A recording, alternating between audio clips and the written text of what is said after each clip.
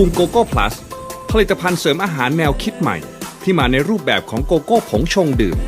ผสานคุณค่าจากสารสกัดเกรดพรีเมียมถึง36ชนิดเข้มข้นด้วยดาร์กโกโก้แท้ให้คุณดื่มด่ำกับความหอมหวานละมุนแบบไม่มีน้ำตาลโดดเด่นด้วยสารสกัดเพื่อสุขภาพฟีนูลีนที่สามารถคว้ารางวัล Finalist Nutra Ingredients USA Awards มีโปรตีนและใยอาหารสูงช่วยลดความอยากอาหารและควบคุมระดับน้ำตาลในเลือดพร้อมสารสกัดสำคัญอย่างแอลฟินินอะลานีนที่ช่วยในการสร้างฮอร์โมนโคลิซิสโตไคนินทำให้มีการย่อยอาหารช้าลงและนั่นทำให้สมองของเรารู้สึกอิ่มนานยิ่งขึ้นเทรนด์ใหม่แห่งการดูแลรูปร่างและสุขภาพตอบโจทย์ผู้ที่ต้องการควบคุมน้ำหนัก